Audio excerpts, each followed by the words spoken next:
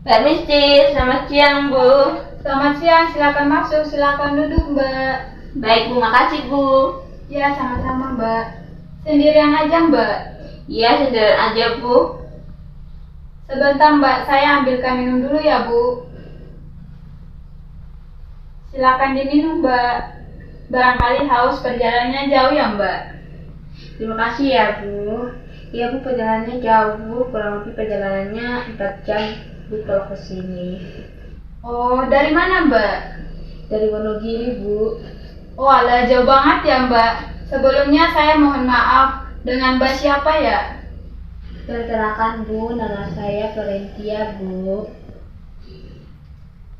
Oh iya, saya Bu Ayanwan Mase, biasa dipanggil Mbak atau Ibu. Biasanya biar lebih akrab bisa dipanggil Ibu. Saya panggil Ibu Ayan aja ya Bu. Oh, nggak apa-apa Bu. Sepertinya Mbak butuh bantuan saya ya, sehingga Mbak datang ke sini. Jadi begini Bu Ayan, maksud dan tujuan saya ke sini. Saya kan punya masalah pribadi, siapa tahu saya datang ke sini, saya bercerita ke Ibu. Nantinya saya dapat solusi untuk permasalahan saya. Oh, jadi Mbak sudah paham ya datang ke sini untuk apa? Iya Bu. Oh, jadi begini, sebelum kita masuk ke proses konseling, saya akan menjelaskan dulu sifat dan proses konseling itu seperti apa. Sebelumnya saya berterima kasih juga ya Mbak, karena telah mendatangi saya. Jadi, konseling adalah hubungan tatap muka yang bersifat rahasia, penuh dengan sikap penerimaan dan pemberian kesempatan dari konselor kepada klien. Jadi konselor menggunakan pengetahuan dan keterampilan untuk membantu kliennya untuk bisa mengatasi masalah-masalahnya. Jadi begitu ya Mbak. Jadi di sini pada awalnya saya akan mendengarkan cerita dari Mbaknya. Dengan begitu kita akan bisa mengevaluasi masalah yang Mbaknya alami. Jadi di dalam konseling ini sudah pasti akan terjaga rahasianya ya Mbak. Jadi Mbak tidak lagi khawatir lagi ya Mbak. Kemudian untuk waktu yang saya berikan kepada Mbaknya 30 sampai 45 menit. Jadi untuk 1 kali pertemuannya. Gimana Mbak? Baik Bu, maaf sebelumnya boleh saya bertanya Bu? Iya boleh Mbak. Silakan. Bagaimana kalau untuk pertemuan ini lebih dari waktu yang telah Ibu tentukan? Lebih efektifnya biasanya kita akan menjadwalkan lagi untuk pertemuan selanjutnya ya Mbak, karena kalau lebih dari 1 jam Mbaknya sendiri loh yang bosan. Iya. Oh iya Bu, iya. Iya, paham kan ya Mbak? Jadi nanti kita lihat dulu permasalahan Mbaknya gimana, seperti apa. Jadi nanti kita bisa menjadwalkan lagi untuk pertemuan selanjutnya seperti apa. Iya Mbak, jadi Mbaknya sedang gelisah atau sedang ada masalah apa ya Mbak? Iya, jadi gini ya Bu, sebenarnya saya kan mahasiswa semester akhir. Nah, tapi saya tidak bisa berkonsentrasi mengerjakan skripsi, pikiran saya itu terpecah banyak gitu loh Bu. Ada berbagai permasalahan yang membuat saya tidak bisa fokus gitu Bu, saya jadi bingung gitu loh Bu. Oh, tidak fokus seperti apa ya yang Anda maksudkan di sini Bu? Jadi saya tidak bisa fokus untuk mengerjakan skripsi, sedangkan deadline sudah di depan mata. Saya lebih fokus dengan masalah saya gitu loh Bu. Tidak fokus seperti apa yang Anda maksudkan Mbak? Saya tidak bisa berkonsentrasi Bu. Oh, jadi kurang konsentrasinya. Konsentrasinya sering terpecah gitu ya? Benar sekali Bu. Oh, bisa Anda jelaskan lebih jauh perihal permasalahan yang Anda alami selama ini? Permasalahan dengan seorang laki-laki Bu. Kalau boleh tahu permasalahannya seperti apa dengan laki-laki tersebut sehingga bisa membuat Anda kehilangan fokus seperti ini Mbak? Dia menghancurkan hidup kakak saya Bu. Ia meninggalkan kakak saya yang sedang hamil tua. Oh alah, apakah laki-laki tersebut adalah suami dari kakak Anda? Iya benar Bu. Lalu tadi Anda mengatakan bahwa suami kakak Anda meninggalkan kakak Anda. Berarti dia sekarang tidak lagi berada di rumah ya? Iya Bu, dia sedang tidak di rumah. Dia sudah sebulan ini pergi meninggalkan kakak saya. Sedangkan saya kasihan dengan kakak saya. Selama sebulan ini kakak saya mengunci diri dalam kamarnya, tidak mau berbicara dengan saya. Dia mengurung diri. Saya kasihan sama dia Bu. Oh iya, saya tahu apa yang Mbak rasakan. Mbaknya juga sangat sayang ya sama kakaknya.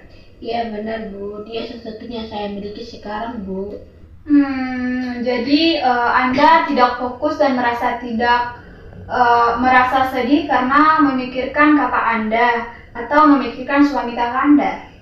Kalau ditanya seperti itu lebih tepatnya saya lebih memikirkan kakak saya Bu.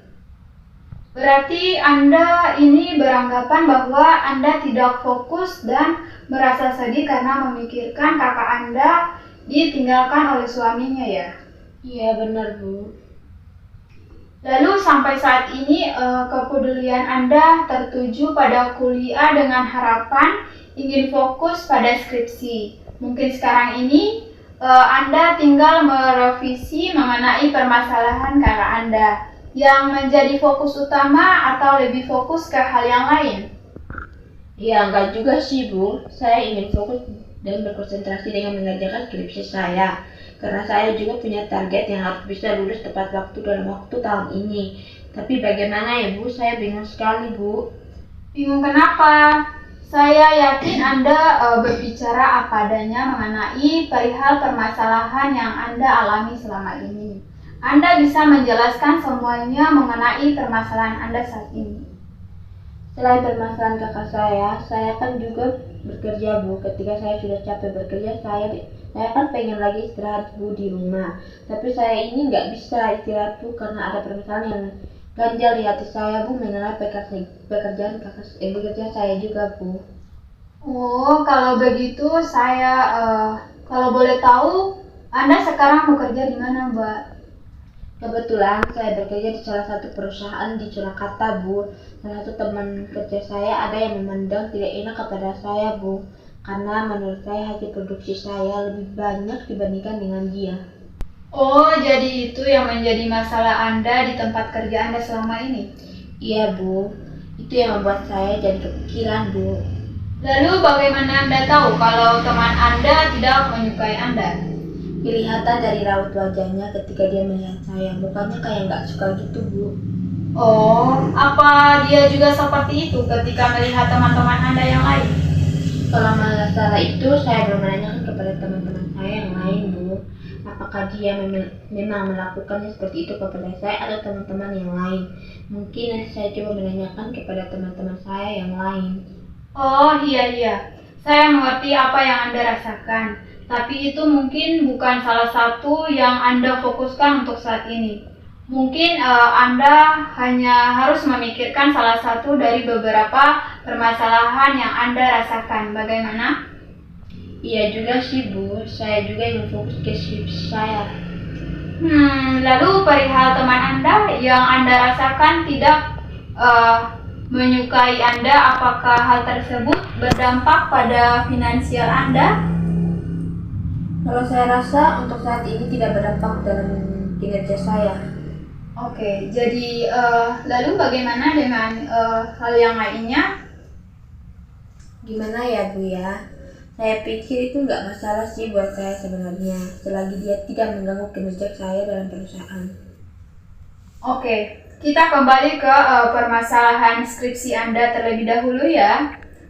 Saat ini kan Anda ingin sekali fokus dengan menyelesaikan skripsi Anda tepat waktu. Sejauh ini apa yang Anda lakukan untuk dapat kembali fokus untuk mengerjakan skripsi Anda itu? Untuk saat ini saya berusaha menghilangkan pikiran-pikiran yang mengganggu saya untuk membuat skripsi saya itu terganggu Bu.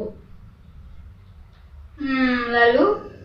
Saya akhir-akhir ini sering melakukan kegiatan-kegiatan di luar kampus yang membuat saya merasa refresh kembali pikiran-pikiran saya. Saya jalan-jalan sama teman saya nonton, saya mengikuti organisasi yang membuat saya refresh otak saya.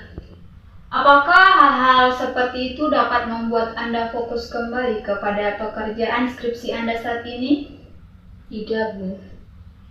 Baiklah, seperti Anda tidak masih bingung harus memfokuskan bagaimana untuk melanjutkan skripsi itu seperti apa. Jadi, gimana? Gini, Bu, mungkin menurut saya harus lebih rajin untuk membimbing ke dosen pembimbing saya, Bu ya. Dan juga saya harus membagikan waktu saya antara mengerjakan skripsi dan juga bekerja. Kira-kira bagaimana menurut Ibu ya?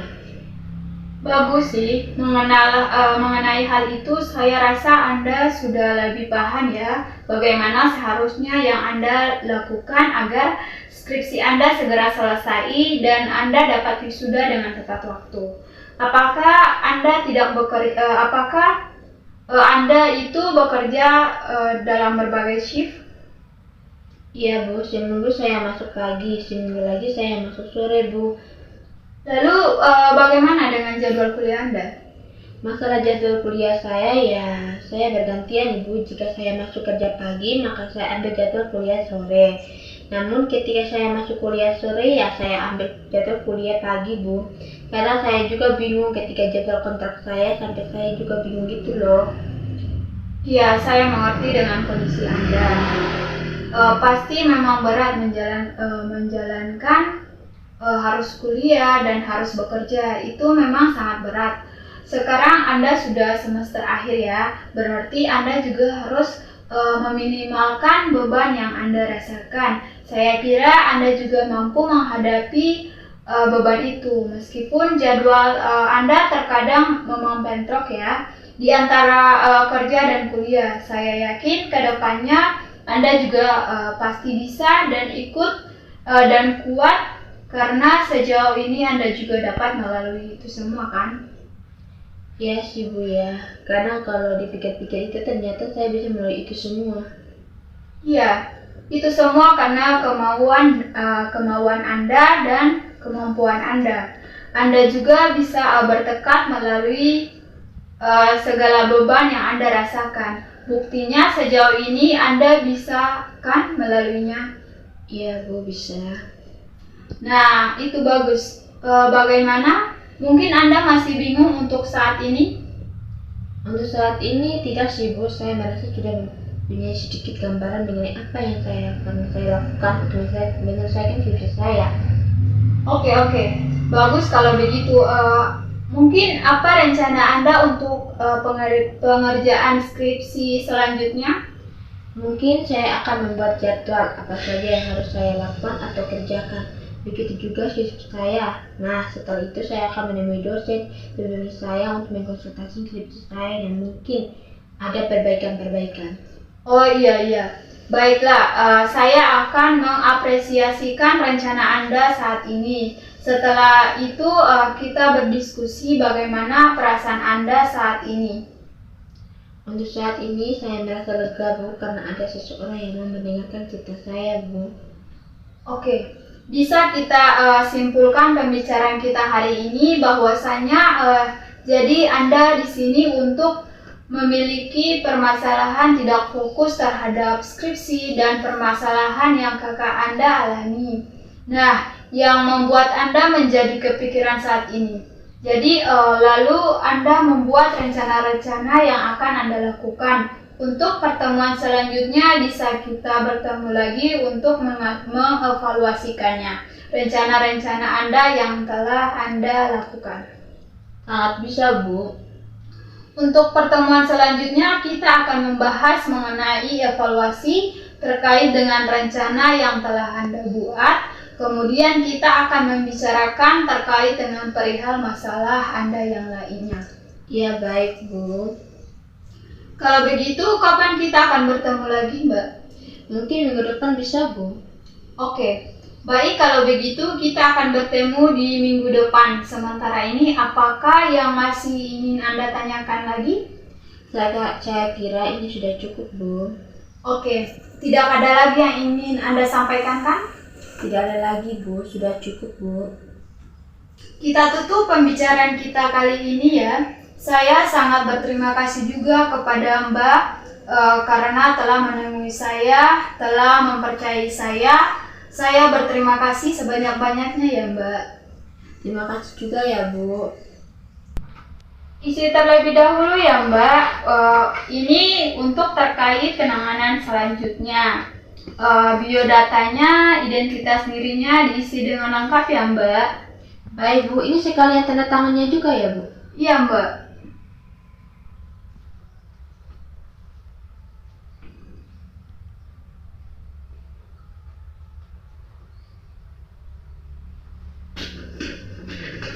Ini Bu. Ya baik, terima kasih Mbak. Saya pamit ya Bu. Iya Bu, hati-hati di jalan ya Mbak. Ya Bu, mari Bu. Iya.